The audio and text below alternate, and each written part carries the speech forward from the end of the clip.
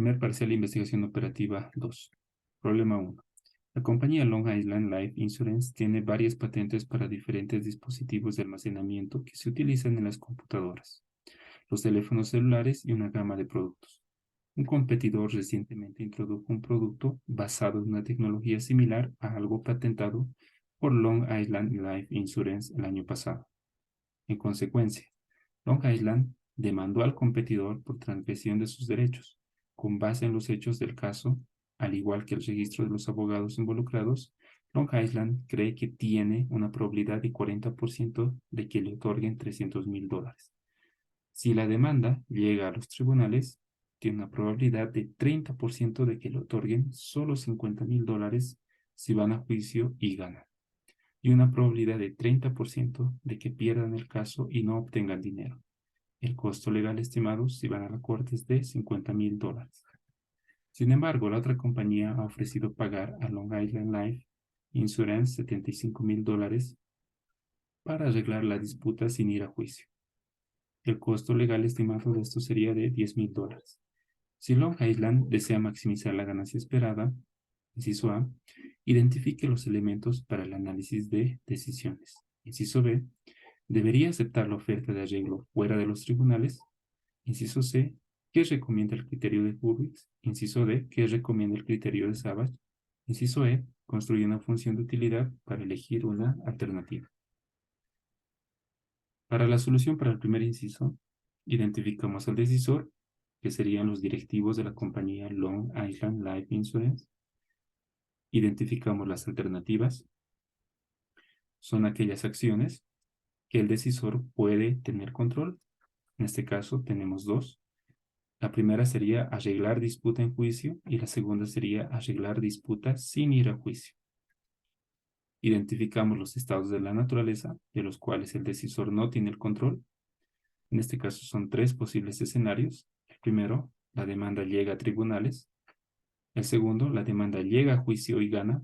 Y el tercero, la demanda llega a juicio y pierde. Calculamos la función que asocia la alternativa con el estado de la naturaleza. Por ejemplo, la alternativa 1 con el estado de la naturaleza θ 1.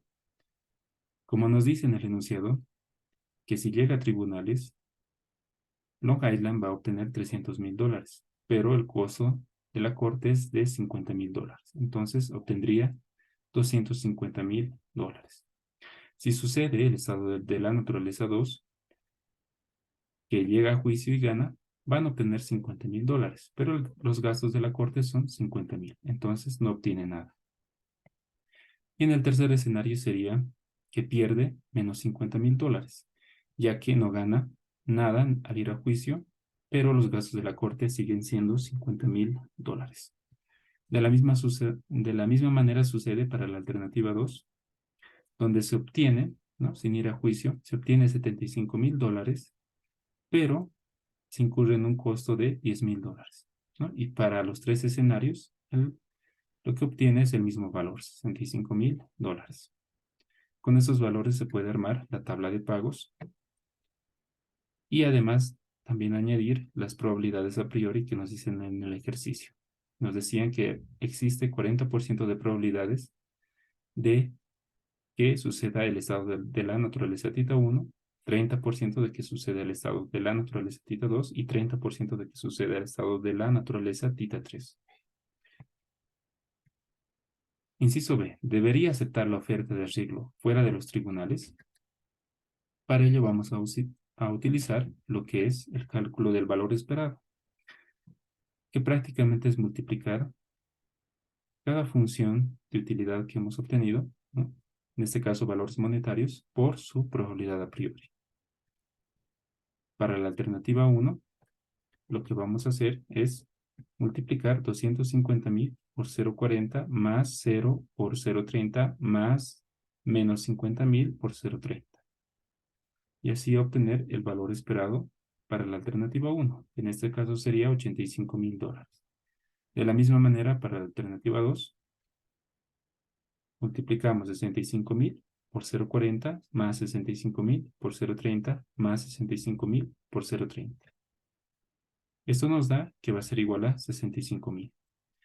Como es una tabla de pagos o una matriz de consecuencias de beneficios, vamos a querer obtener el máximo valor. Entonces, el máximo entre estos dos valores es $85,000. Entonces, el decisor tiene que tomar la alternativa 1. La opinión sería que los directivos de Long Island Life Insurance no deberían aceptar la oferta de arreglo fuera de los tribunales. Inciso C. ¿Qué recomienda el criterio de Hurwitz? Para el criterio de Hurwitz vamos a tomar un valor de alfa igual a 0,3. El valor de alfa tiene que estar entre 0 y 1. Esa es la fórmula para el criterio de Hurwitz. Y de nuestra tabla de pagos, lo que vamos a hacer es obtener el mínimo y el máximo de cada alternativa. De la primera alternativa, el mínimo es menos 50,000.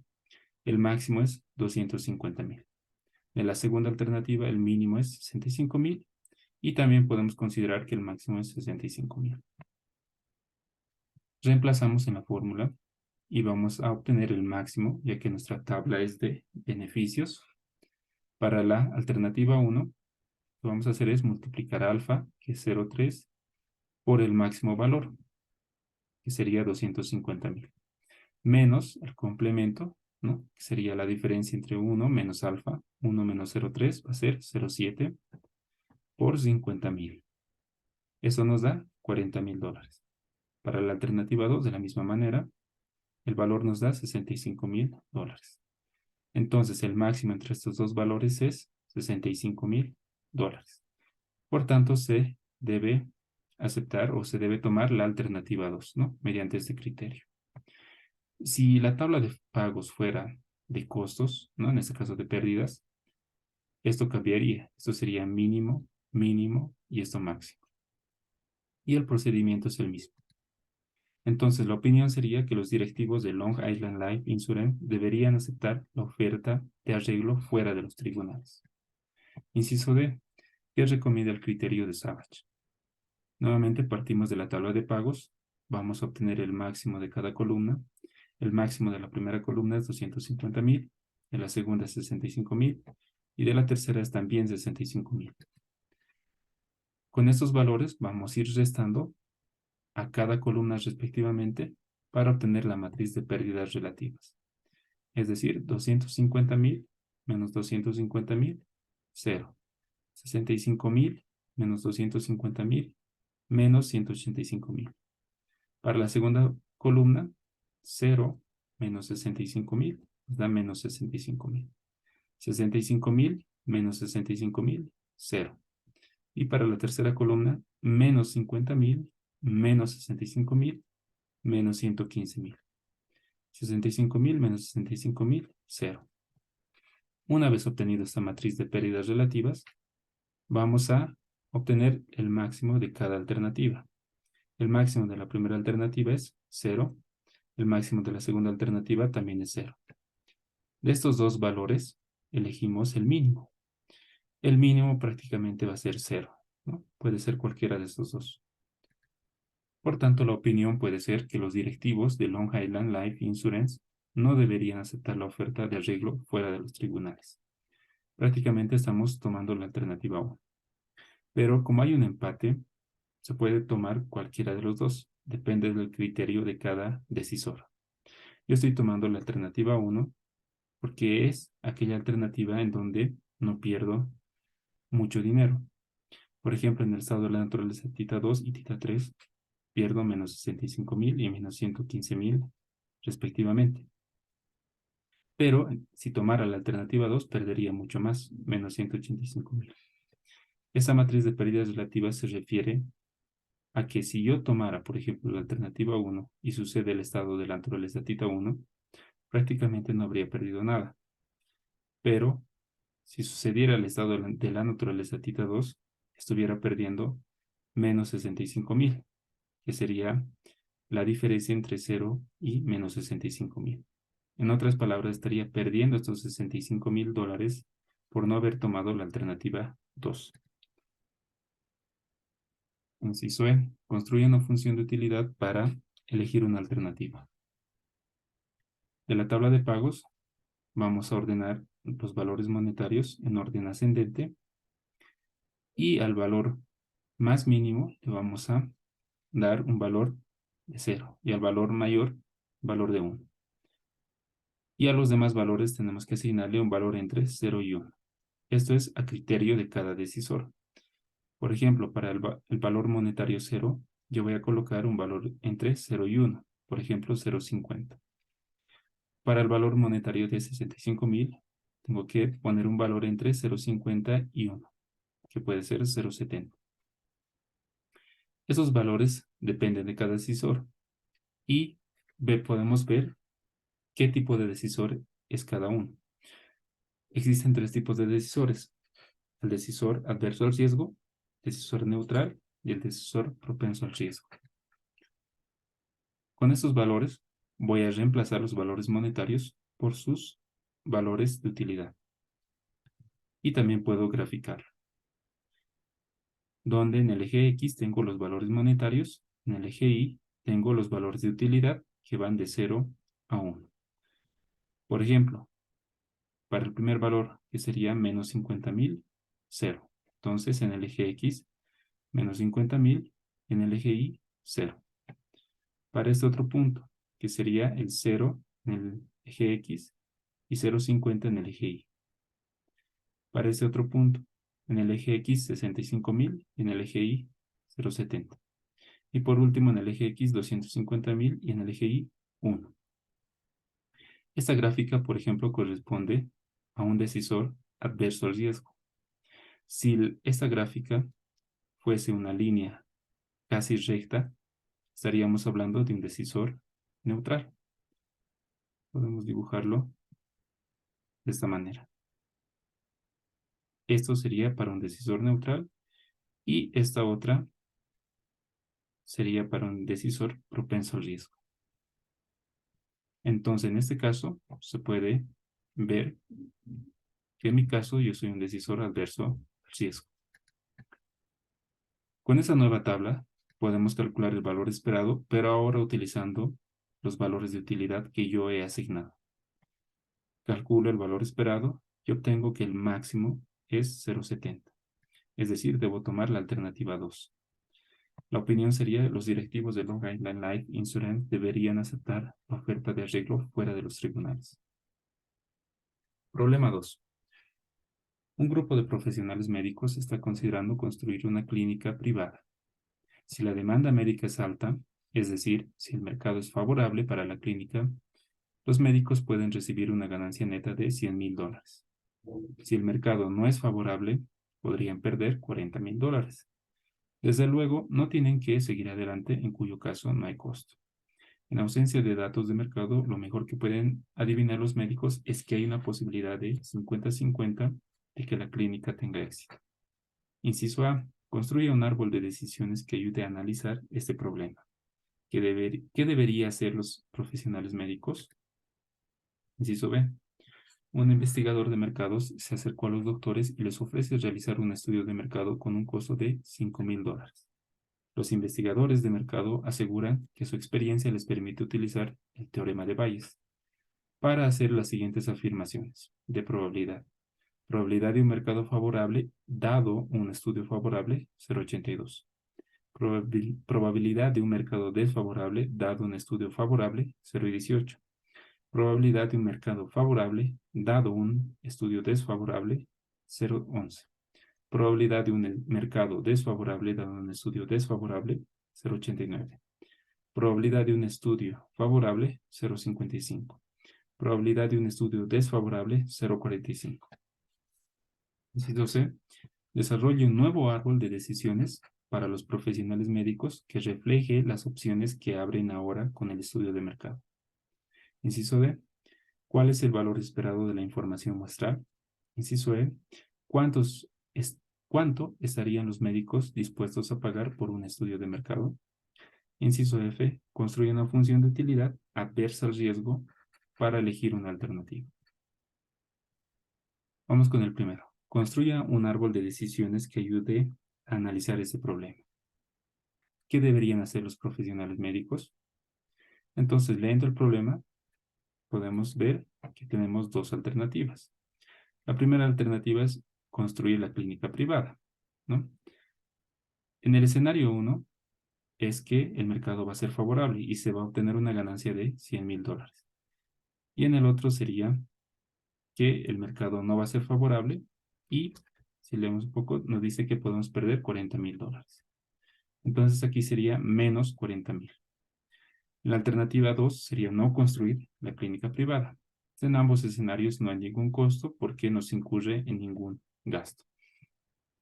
Las probabilidades a priori en este caso serían 0,50 y 0,50, ya que nos dice que los médicos adivinan que hay una posibilidad de 50-50 de que la clínica tenga éxito. Esta tabla de pagos también lo podemos representar en un árbol de decisión, en donde utilizamos un cuadrado para describir una decisión. En este caso tenemos dos alternativas. La decisión sería construir una clínica privada o no construir la clínica privada. Utilizamos un nodo circular para definir un evento aleatorio. Este evento aleatorio nosotros no tenemos el control. Puede suceder alguno de los estados de la naturaleza, tita 1 o tita 2. El mercado puede que sea favorable o puede que no sea favorable. Y sus respectivas probabilidades a priori. También los valores monetarios asignados a cada alternativa. Entonces podemos utilizar el cálculo del valor esperado para obtener el valor esperado si tomáramos la alternativa 1. Prácticamente multiplicamos 100,000 por 0,50 más 40,000 por 0,50, teniendo $70,000. Y en el otro caso directamente sería $0. El máximo entre estos dos valores es de 70,000. Entonces decimos que se debe construir la clínica privada. Marcamos con una línea para denotar qué alternativa elegimos y con dos rayas qué alternativa debemos rechazar. La opinión sería entonces que los profesionales médicos deben construir la clínica privada.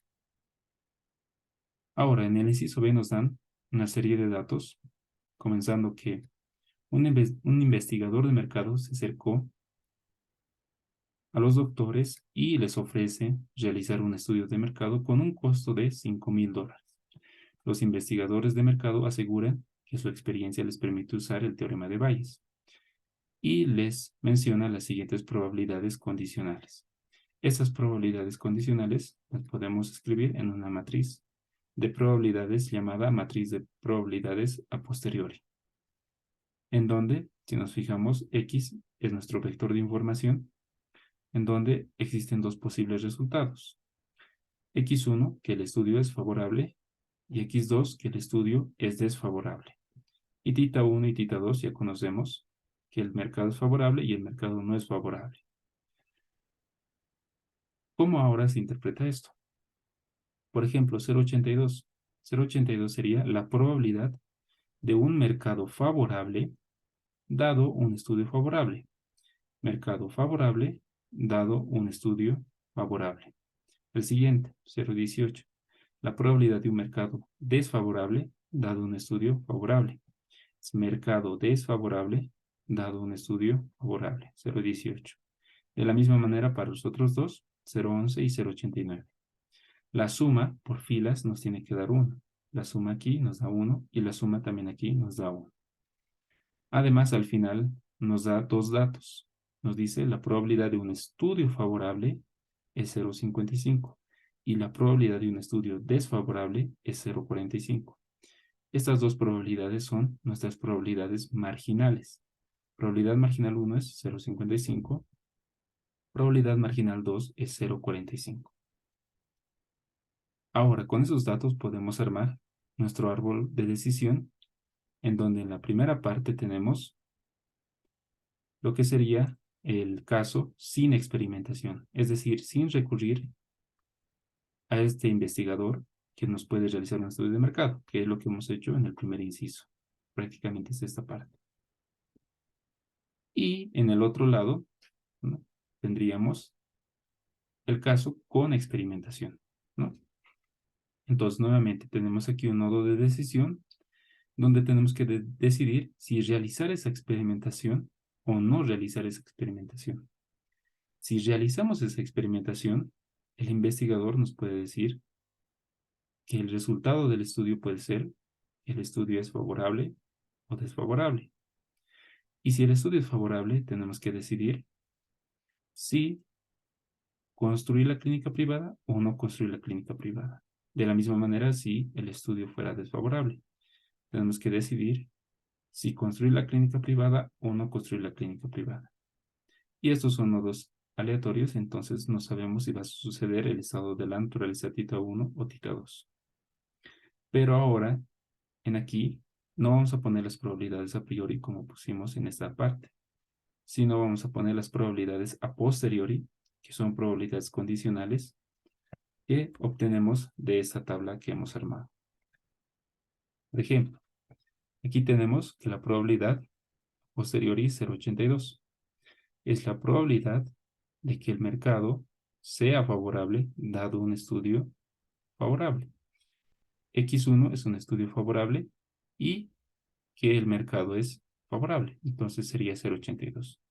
Y obviamente aquí vendría 0,18, ¿no? Tal que la suma nos tiene que dar igual a 1. De la misma manera para este otro. Tenemos la probabilidad de que el mercado sea favorable, dado que el estudio ha sido desfavorable, que es 0,11, como podemos observar en la tabla. Y la probabilidad de que el mercado sea desfavorable, dado que el estudio ha sido desfavorable, va a ser 0,89. La suma también nos da 1. Hacemos el cálculo del valor esperado.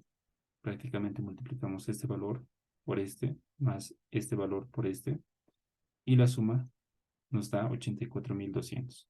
De la misma manera para esto, la suma nos da 41.800. Pero estos valores, que son los mismos de aquí, le estamos restando 5.000. Podemos ver tal vez un poco más de cerca. 95.000 y 35.000.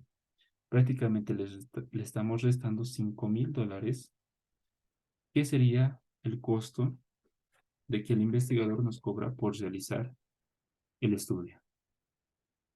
Entonces, vamos a obtener estos valores y en cada caso vamos a obtener el máximo. El máximo entre 84.200 y 0 es obviamente 84.200. Y lo colocamos en nuestro nodo de decisión. Hacemos lo mismo para este caso.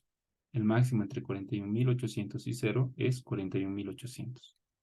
Ahora, para este caso, que es un nodo de decisión, no lo hacemos como aquí, sino que vamos a multiplicar 84.200 por la probabilidad marginal 0,55 más 41.800 por la probabilidad marginal 2, que es 0,45. La suma nos da 65.030. Ahora sí podemos calcular el máximo entre estos dos valores. El máximo entre 70.000 y 65.030 es 70.000. Entonces, como el máximo nos da, en el caso sin experimentación, debemos tomar la decisión de no realizar el estudio, ¿no? La experimentación. Y una vez que hagamos eso, tenemos que construir la clínica privada, ya que nos da el máximo valor, que será 70.000. Y la otra alternativa lo podemos rechazar. Podemos ver aquí un poco más cerca. Ahora, ¿cuál es el valor esperado de la información muestral?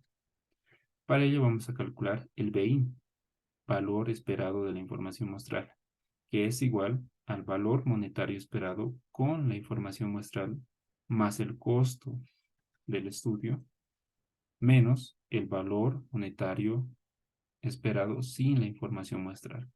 Esos valores ya lo hemos obtenido.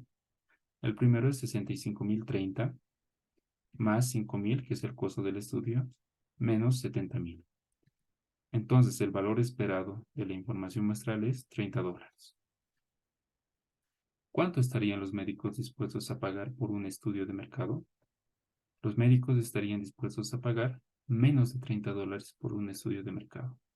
¿Por qué menos de $30? Porque la diferencia entre estos dos es $30. Si, en este caso, este valor va a ser menor a 70.000, entonces prácticamente estaríamos perdiendo dinero al realizar el estudio, y eso no es conveniente. Construya una función de utilidad adversa al riesgo para elegir una alternativa. Hacemos como en el ejercicio anterior. De nuestra tabla de pagos, vamos a ordenar los valores monetarios en orden ascendente, en este caso solo son 3, y vamos a asignarles valores entre 0 y 1. Al menor siempre 0 y al mayor 1. Y a los demás valores que están dentro, un valor entre 0 y 1, por ejemplo 0,80. Con estos nuevos valores de utilidad, los reemplazo en mis valores monetarios y obtengo mi tabla de pagos. Puedo graficar también la función de utilidad. Como me dice que sea adversa al riesgo, mi gráfica tiene que ser de esta manera. Si nos fijamos, el adverso al riesgo le va a dar un mayor valor de utilidad a los valores monetarios mayores. Mientras que si fuese al revés, si a este valor yo le diera un valor de 0,20, prácticamente sería más o menos así mi gráfica. Entonces, en este caso sería un decisor propenso al riesgo. Y si le pongo un valor, por decirlo así, de 0,50, tal vez podría ser un decisor neutral. Entonces, con esos valores puedo calcular el valor esperado utilizando mis valores de utilidad. Y veo que el máximo valor entre esos dos es 0,90. Entonces debo tomar la alternativa 1. La opinión sería que los profesionales médicos deben construir la clínica privada. Problema 3. Se tiene el siguiente juego entre dos personas con suma 0. Compruebe que las estrategias, estas son probabilidades que nos dan para el jugador A, y aquí también nos dan probabilidades para el jugador B, son óptimas y determine el valor del juego. Entonces, de esa matriz que nos han mostrado en el ejercicio, tenemos para el jugador A 3 estrategias y para el jugador B 3 estrategias. El jugador A siempre busca maximizar y el jugador B siempre va a buscar minimizar en el caso que sea un juego suma 0. Entonces, lo que podemos aplicar primeramente es dominación para reducir esta matriz a una matriz más pequeña. La dominación se la realiza de la siguiente manera. Si una fila es mayor a otra fila, entonces esa segunda fila se elimina. Por ejemplo, para la estrategia A1, vemos que 5 es mayor a 1, 50 es mayor a 1 y 50 es mayor a 0,1. Entonces decimos la estrategia A1, ¿no?, domina a la estrategia A2, porque sus valores son todos mayores a los de la estrategia 2. Entonces debemos eliminar la estrategia 2 por tener los menores valores, quedándonos simplemente la estrategia 1 y la estrategia 3. Podemos seguir verificando si existe dominación entre filas. 5 no es mayor a 10. Entonces, descartamos la estrategia 1. Tomamos ahora la estrategia 3. 10 sí es mayor a 1, pero 1 no es mayor a 50. Entonces, descartamos también la estrategia 3. Pasamos ahora a las columnas. Para las columnas hacemos lo siguiente. Como el jugador B siempre busca minimizar, si una columna, ¿no?, tiene valores todos menores a otra, esa segunda columna se elimina. Tomamos la primera columna. 5 es menor a 50, pero 10 no es menor a 1. Entonces descartamos B1 con B2. Ahora B1 con B3. 5 es menor a 50 y 10 es menor o igual a 10. Entonces, podemos decir que la estrategia B1 domina a la estrategia B3, porque todos sus elementos son menor o igual a los de la estrategia 3. Entonces debemos eliminar la estrategia 3, quedándonos simplemente la estrategia B1 y la estrategia B2. Verificamos si ahora sí se puede eliminar B1, B2 o B2, B1. 5 es menor a 50, pero 10 no es menor a 1. Al revés, 50 no es menor a 5, entonces también descartamos B2. Por tanto, no se puede aplicar más la regla de dominación. Una vez que hemos reducido nuestra matriz, podemos aplicar alguno de los métodos vistos en clases. Como tenemos una matriz de 2 por 2, podemos aplicar el método algebraico. Entonces, el método algebraico nos dice que el jugador A tiene, en este caso, dos estrategias y va a tener dos probabilidades, x1 y x3. Para el jugador B, de la misma manera, tiene dos probabilidades, y1 y y2. Entonces, para el jugador A, lo que vamos a hacer es armar un sistema de ecuaciones en donde en la primera ecuación, en el primer miembro, tenemos que multiplicar 5 por x1 más 10 por x3. Y eso lo igualamos a 50 por x1 más 1 por x3. Además, estas dos probabilidades, la suma nos tiene que dar igual a 1. Podemos reescribir este sistema llevando 50x1 al otro miembro como menos 50x1 y restando. De la misma manera con x3 pasamos a restar y obtenemos este sistema de ecuaciones. Como es un sistema de ecuaciones con dos incógnitas y dos ecuaciones, el sistema va a tener solución única. Realizamos las operaciones necesarias y obtenemos que el valor de x1 es 1/6 y el valor de x3 es 5/6. La suma de los dos nos da evidentemente igual a 1. Como no hemos calculado x2, porque la estrategia 2 se ha eliminado, asumimos que la probabilidad para x2 es 0. Para el jugador B, de la misma manera, ahora tomamos y1 y y2 y multiplicamos 5 por y1 más 50 por y2, el primer miembro de la primera ecuación. 10 y1 más y2. Y además la suma de estos dos nos tiene que dar igual a 1. Hacemos lo mismo. 10y lo pasamos como menos 10y y y2 lo pasamos como menos y2, obteniendo así este sistema equivalente. Resolvemos el sistema y obtenemos que y1 es 49 sobre 54 y y2 es 5 sobre 54. La suma evidentemente nos va a dar 1. Como y3 corresponde a la estrategia b3, se ha eliminado por dominación, asumimos que la probabilidad va a ser igual a 0.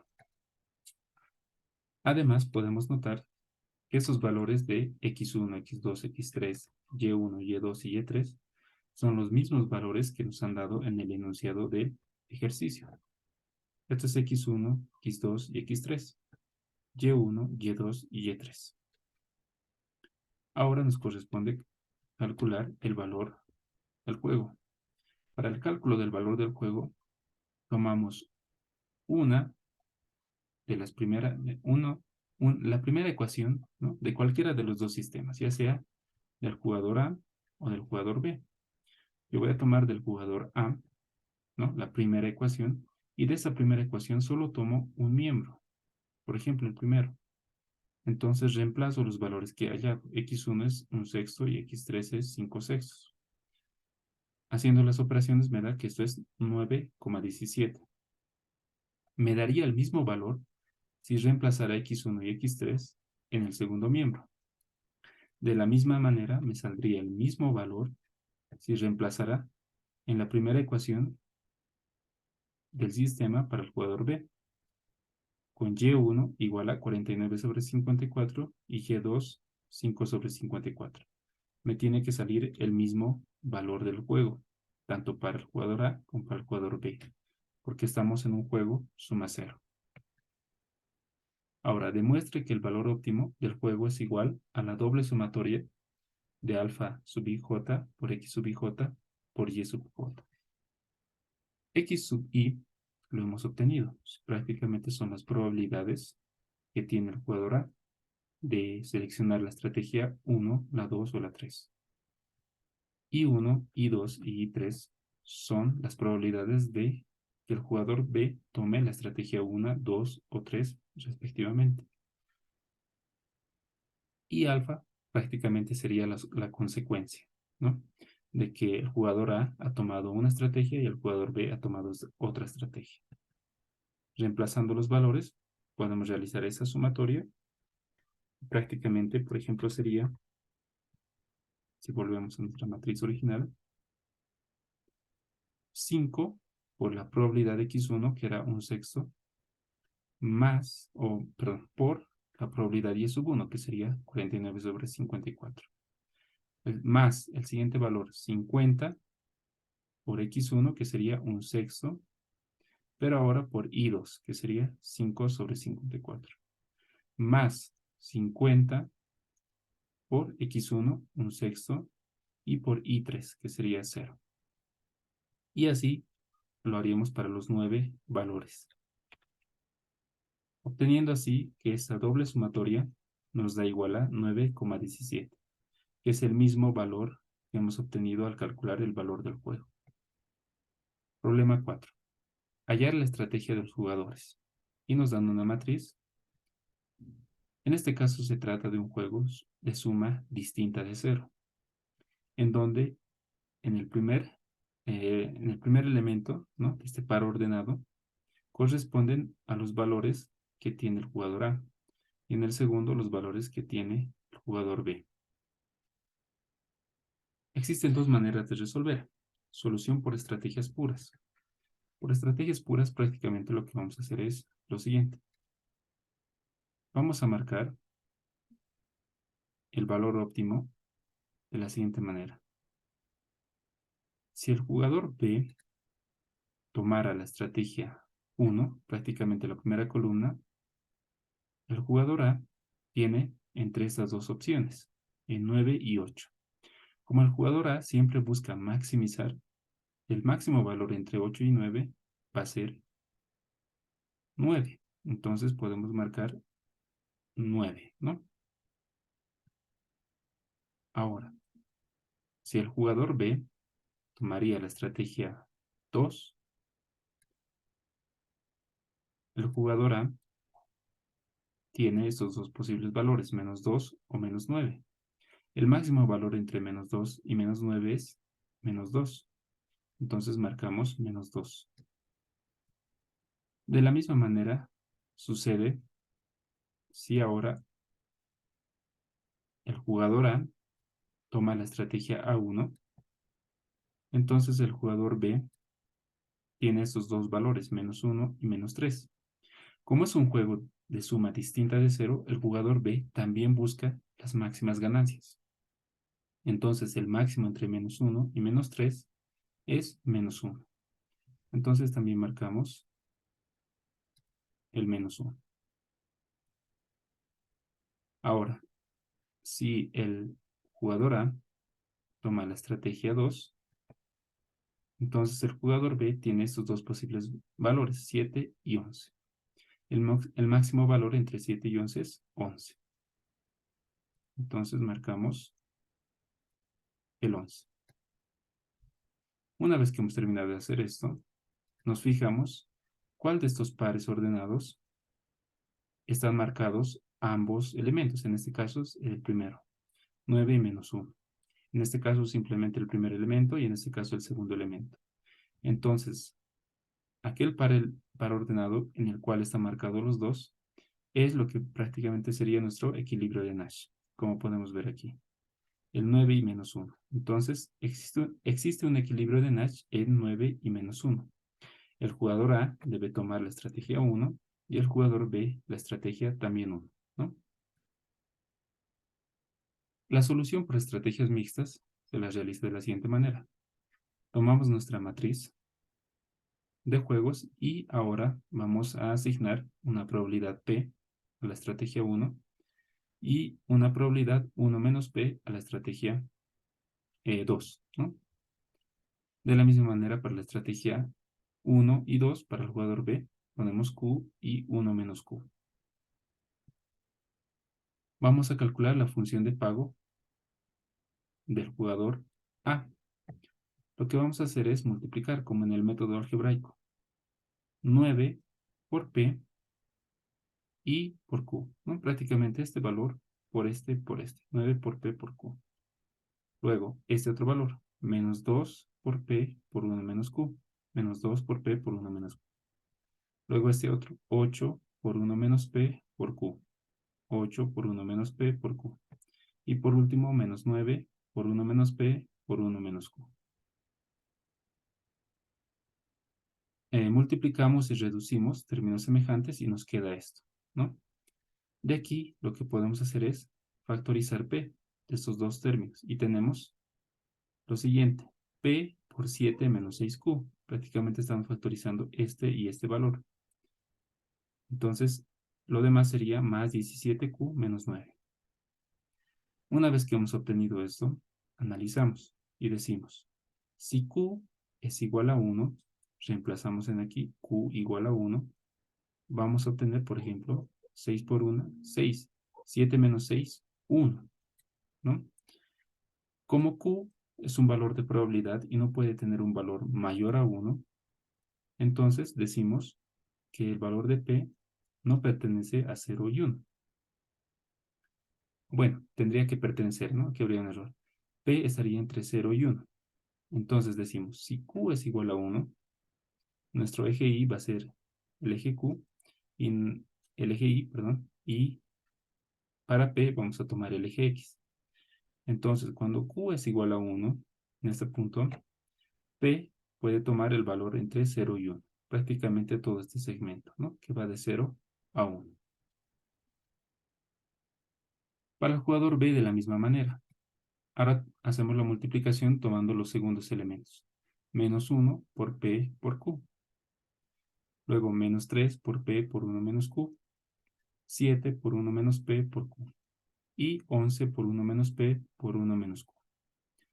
Realizamos igual la suma y la resta, ¿no?, de términos semejantes y nos queda esta expresión. De aquí, ahora vamos a factorizar Q y obtener esta nueva expresión. De aquí nuevamente hacemos el análisis. Si P es igual a 4 sextos, ¿no?, que prácticamente sería 0,67, reemplazamos aquí P 4 sextos, vamos a obtener que la diferencia que tenemos aquí entre en paréntesis va a ser igual a 0. Entonces decimos que Q va a estar entre 0 y 1. Ahora, si P toma un valor mayor a 4 sextos, por decir 1, si P fuera 1, tendríamos 6 menos 4, 2. Entonces Q va a tomar un valor igual a 1. Y si P fuera menor a 4 sextos, por decir 0, ¿no? Serían 6 por 0, 0. Aquí vamos a obtener menos 4. Entonces decimos que Q va a ser igual a 0. Con esto podemos dibujar lo que sería la función de pago para el jugador B. De 0 a 4 sextos, ¿no?, Q va a tomar el valor de 0. Luego, en 4 sextos, ¿no?, para P igual a 4 sextos, Q va a estar entre 0 y 1. Y para P mayor a 4 sextos, el valor de Q va a ser igual a 1. Entonces, podemos unir ambas gráficas, tanto del jugador A como del jugador B, y ver en qué puntos se intersectan. En este caso, se intersectan en estos dos puntos. En este punto no, porque prácticamente no es un extremo, ¿no?, de este segmento. Entonces, simplemente tenemos este. Por tanto, decimos que existe un equilibrio de Nash en 9 menos 1 con P igual a 1 y Q igual a 1. P igual a 1 y Q igual a 1, ¿no?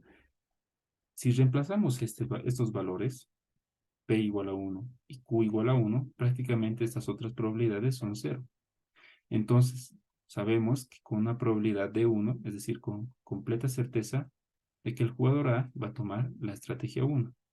Y con probabilidad igual a 1, el jugador B va a tomar también la primera estrategia.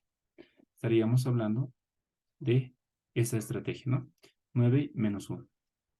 Es por eso que decimos que existe un equilibrio de Nash en 9 y menos 1, que es el mismo punto que hemos obtenido por estrategias puras.